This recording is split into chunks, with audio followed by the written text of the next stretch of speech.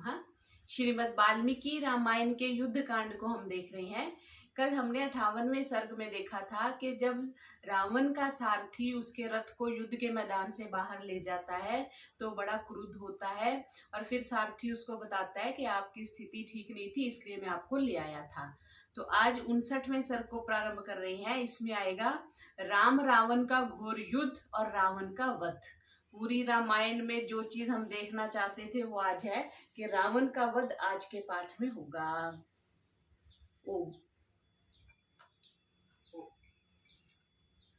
तं दृष्ट्वा मेघस् आकाशम् अकन्ततं रथं रिपो विस्फारयन् वेगेन बालचन्द्रनतं धनु उवाच मातलें राम प्रत्युद्गच्छ रथं रिपो। शत्रु के उस मेघ समान रथ को अपनी ओर आते देख श्री राम ने द्वितीया के चंद्रमा की भांति झुके हुए अपने धनुष को बड़े जोर से टंकारा और अपने सारथी से कहा कि मेरे रथ को शत्रु के रथ के सामने ले चलो। प्रत्यादिष्ट स रामस्य तेन वाक्येन मातली परचोदयमास रथम सुरसारथी सत्तमा। राम का आदेश पाकर देवताओं के सारथियों में श्रेष्ठ मातली ने अपना रथ रोका। मातली था जो इंद्र का सारथी था। इंद्र ने अपना रथ भेजा था और सारथी सहित अपना रथ श्री राम जी के लिए भेजा था। तथा परवृतम सुक्रूरम राम रावण योस्तदा सुमहत् द्वैरथम युद्धम सर्व लोक भयावहम्। जब दोनों के रथ आमने सामने पहुंच गए तब उन दोनों महारथियों अर्थात राम और रावण का समस्त प्राणियों को भयभीत करने वाला क्रूर महायुद्ध प्रारंभ हुआ। ततो राक्षस सैन्यम च हरिनाम च महद्बलम प्रगृहीत परहरणम निश्चेष्टम समतिष्ठ। उस समय राक्षसों और वानरों की महती सेना हाथ में आयुधों को लिए हुए निश्चेष्ट खड़ी थी, क्योंकि दोनों मतलब एक तरह से राजा लोग लड़ रहे थे तो सेना जो है वो निश्चेष्ट बिना किसी चेष्टा के खड़ी थी।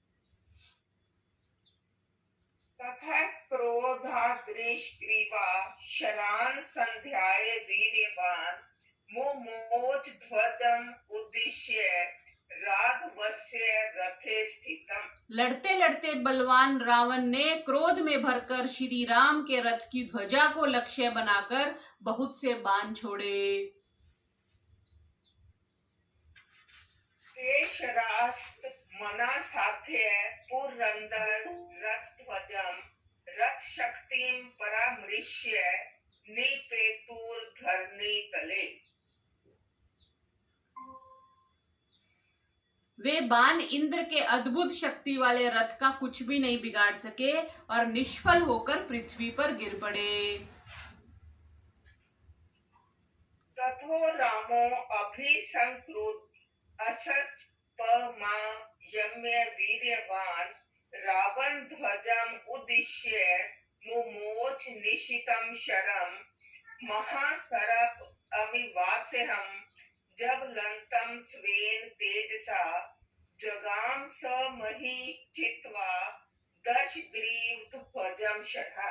तब श्री राम ने भी क्रुद्ध होकर अपने धनुष पर एक बाण का संधान किया और रावण के रथ की ध्वजा को लक्ष्य बना एक पैना बाण छोड़ा और फिर वह महाविषधर सर्प के समान असह्य और अपनी दमक से चमकने वाला जो बाण था रावण के रथ की ध्वजा को काटकर पृथ्वी में जा घुसा। ध्वजस्योन्मथनं दृष्ट्वा रावणासु महाबला संप्रदीप्तो अभवत् क्रोधात् अर्षात् पर्दहनित्। अपने रथ की ध्वजा को कटा हुआ देख महापराक्रमी रावण जो था क्रोध और असहनशीलता से अग्नि की भांति भड़क उठा। सरोष वशम अपन्ना शर्वर्षम महद्वमन रामस्य तुर्गान दीप्तये शरैर विव्याध रावणा।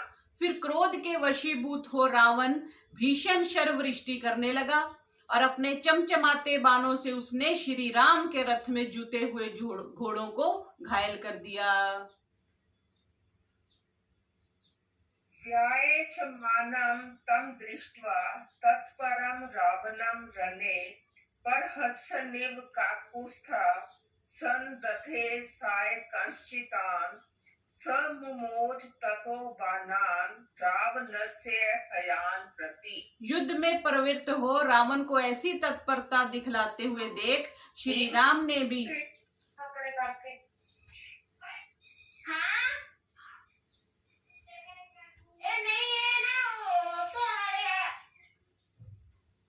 युद्ध में प्रवृत्त हो रावण को ऐसी तत्परता दिखलाते हुए देख श्री राम ने भी हंसते हंसते बड़े पैने बाण धनुष पर रखे और रावण के घोड़ों के ऊपर छोड़ दिए।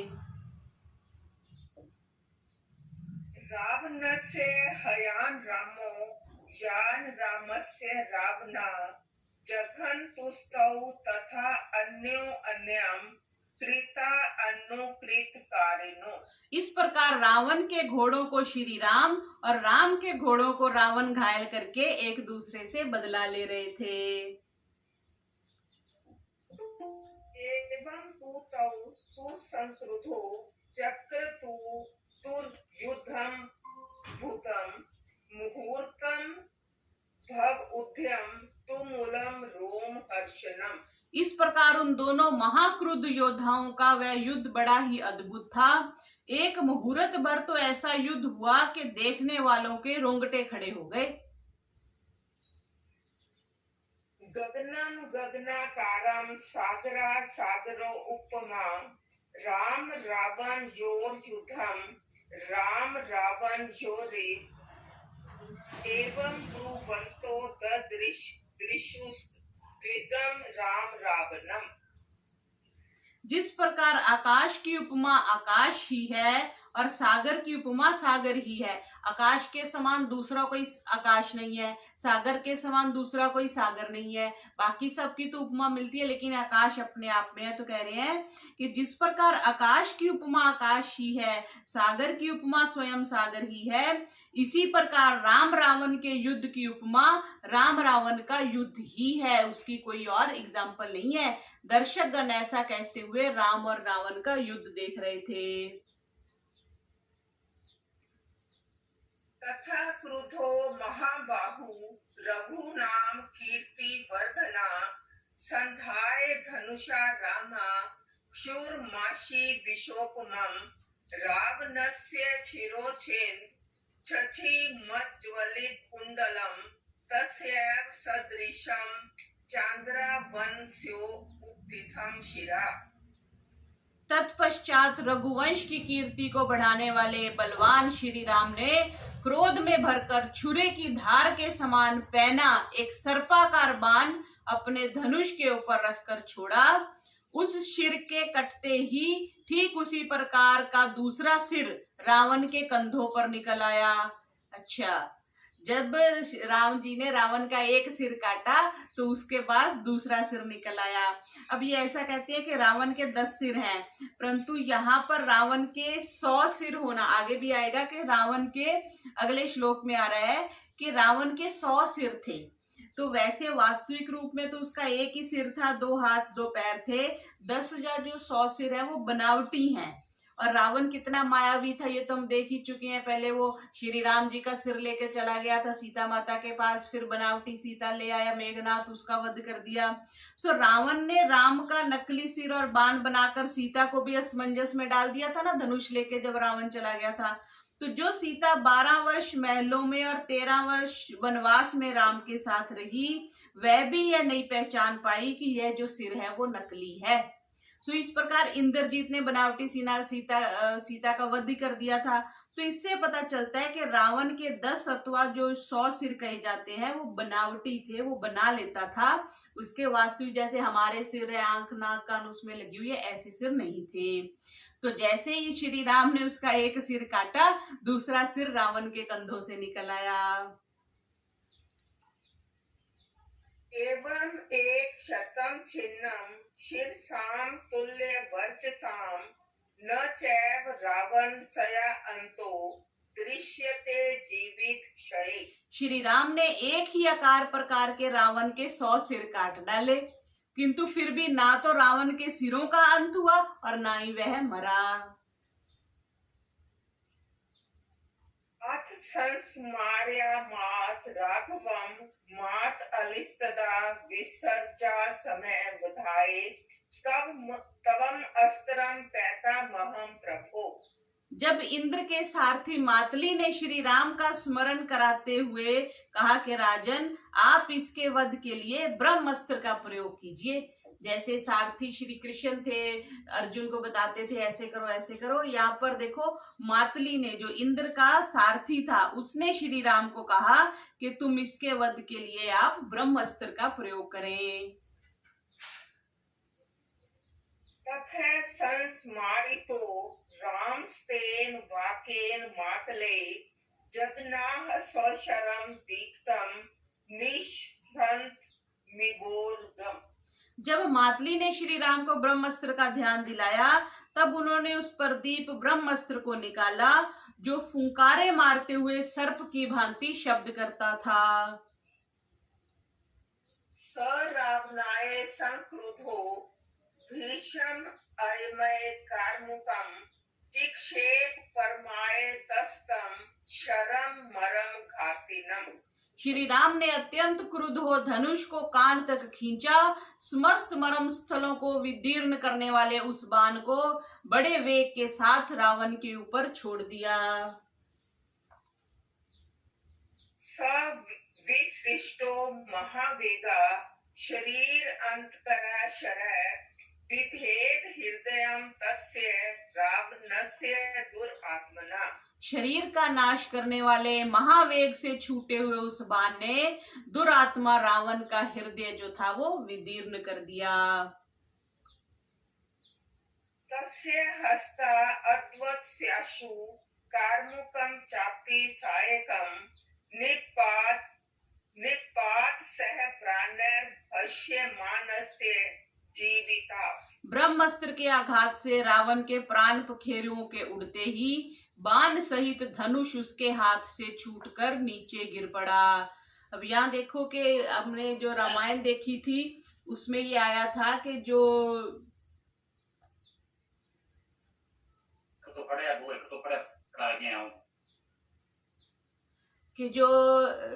जब राम जी रावण को मार रहे थे तो रावण के सिर उगाते थे, तो विभीषण आके बोलते हैं कि इसकी नाभि में मारो।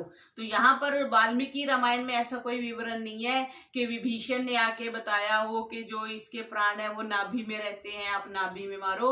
उन्होंने तो उसके सिर को, यहाँ पे आ गया ना, धनुष को कान तक खींचा और मर्म स्थलों को विदीर्ण करने वाले उस बाण को बड़े वेग के साथ रावण के ऊपर छोड़ दिया। फिर शरीर का नाश करने वाले महावेग से छूटे हुए उस बाण ने दुरात्मा रावण का हृदय विदीर्ण कर दिया और उसके आघात से रावण के प्राण पखेरुओं के उड़ते ही बाण सहित धनुष उसके हाथ से छूटकर नीचे गिर पड़ा। गतासुर भीम वेगस्तु नैमितेन्द्रियो महाधुति पपात स्यंद नाद भूमौ वृत्रो वज्र हतो यथा। प्राणों के निकलते ही महावेगवान और महाप्रतापी राक्षस राज रावण रथ से भूमि पर ऐसे लुढ़क पड़ा जैसे इंद्र द्वारा वज्र से मारा गया वित्र लुढ़क पड़ा था। तम दृष्ट्वा पतितं भूमौ हतशेषा निशाचरा हतनाथा भयत्रस्ता सर्वथा संप्रदुद्रुवु। रावण का भूमि पर पड़ा देख युद्ध में मरने से बचे राक्षस रक्षक के मारे जाने से भयभीत हो इधर उधर भाग गए। ततो विनेदु सहृष्टा वानरा जितकाशिना वदन्तो राघव जयम रावणस्य च दत्तम्। उधर विजयी वानरों ने अत्यंत हर्षित हो हर्षनाद किया और राम की जय और रावण के वध के नारे लगाए। तो इस प्रकार हमने 59वें सर्ग में देखा कि श्री राम ने श्री रावण का वध कर दिया। अब आगे 60वें सर्ग में आ रहा है विभीषण का विलाप और राम का उन्हें धैर्य प्रदान करना। भ्रातरं निहतं दृष्ट्वा शयानं राम निर्जितं शोक वेग परित आत्मा विल्लाप विभीषण। श्री राम द्वारा पराजित अपने भाई रावण को निष्प्राण हो भूमि पर चिर निद्रा में सोते देख शोक से व्याकुल विभीषण विलाप करते हुए कहने लगे। वीर विक्रांत विख्यात विनीत नय कोविद महार हर्ष जनोपेत किम शेषे अध्य हतो भूवि। हे वीर, हे विख्यात पराक्रमी, हे विद्या सुशिक्षित, हे नीति विशारद, आप उत्तम सेजों पर सोने वाले होकर आज मृतक हो भूमि पर पड़े हुए क्यों सो रहे हो।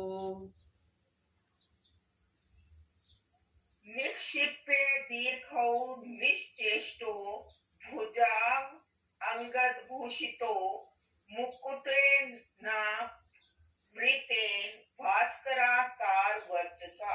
बाजूबंदों से सुशोभित अपनी दोनों लंबी भुजाएं चेष्टाहीन होकर फैली हुई हैं और सूर्य की भांति दीप्यमान आपका मुकुट भी अलग पड़ा है। यहाँ पर दोनों भुजाएं कहीं तो यहाँ से भी पता चल गया उसकी 2 ही बाजू थी, रावण की 20 बाजुएं नहीं थी।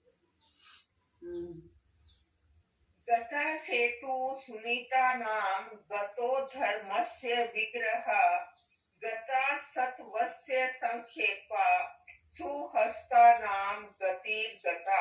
हाँ, आपके मारे जाने से सुनीतिज्ञों की मर्यादा नष्ट हो गई, शरीरधारी धर्म का नाश हो गया। रावण वैदिक कर्मकांडी था ना, राम जी ने भी जब युद्ध किया था, युद्ध से पहले जब यज्ञ किया था तो उसमें रावण को एज ए पंडित बुलाया था, तो वैदिक कर्मकांडी था। आपके मारे जाने से एक सुप्रसिद्ध बलवान संसार से उठ गया और वीरों का आश्रय समाप्त हो गया। किम शेष मिह लोकस्य हत वीरस्य सांप्रतम रणे राक्षस शार्दूले परसुप्त इव पांसुषु। हे राक्षस शार्दूल, इस रण में आपके मारे जाकर धूल में लेटने से इस लंका में अब रह ही क्या गया। वदन्तं हेतु मद वाक्यम परिदृष्टा अर्थ निश्चयम रामा शोक समाविष्टम इत्युवाच विभीषणम। जब विभीषण इस प्रकार युक्ति युक्त स्पष्टार्थ बोधक वचनों से युक्त विलाप कर रहे थे, तब शोक से व्याकुल विभीषण को समझाते हुए श्री राम कहने लगे। नायम विनष्टो निश्चेष्टा सम्रे चंड विक्रमा अत्युन्नत मह उत्साहा पतितो अयम शंकिता। यह प्रचंड पराक्रमी राक्षस राज रावण सामर्थ्यहीन होकर नहीं मारा गया है, इसका युद्ध उत्साह तो बड़ा चढ़ा था, इसे मृत्यु का भय नहीं था, यह तो दैववश ही मारा गया है। नैवं विनष्टा शोच्यन्ते क्षत्र धर्मम अवस्थिता वृद्धिम आशन सम्माना ये निपतंती रणाचिरे। जो लोग क्षात्र धर्म में स्थिर रहते हुए अपनी विजय की आकांक्षा रखते हुए समर भूमि में प्राण त्यागते हो, वे साधारण जनों की भांति शोक करने के योग्य नहीं होते। इयं हि पूर्वे संदिष्टा गति क्षत्रिय सम्मता क्षत्रियो निहता संख्ये न शोच्य इति निश्चया। पीठ ना दिखाकर समर में मारे जाने की प्रशंसा मनुवादी भी करते आए हैं और वीर लोग भी ऐसी मृत्यु की प्रशंसा करते हैं। जो वीर युद्ध में मारा जाता है वह निश्चय ही शोक करने योग्य नहीं होता। जैसे युद्ध में भी अभी ऑपरेशन सिंदूर हुआ था, तो बहुत से जो वीर गति को प्राप्त होते हैं तो उनके लिए शोक नहीं करना चाहिए, क्योंकि वो उत्तम गति को प्राप्त हुए हैं, वो देश के लिए युद्ध करते हुए जिन्होंने अपने प्राण छोड़े हैं, तो तो यहाँ पे वाल्मीकि जी भी ये कह रहे हैं कि जो युद्ध में मारा जाता है वो निश्चय ही शोक करने के लायक नहीं होता।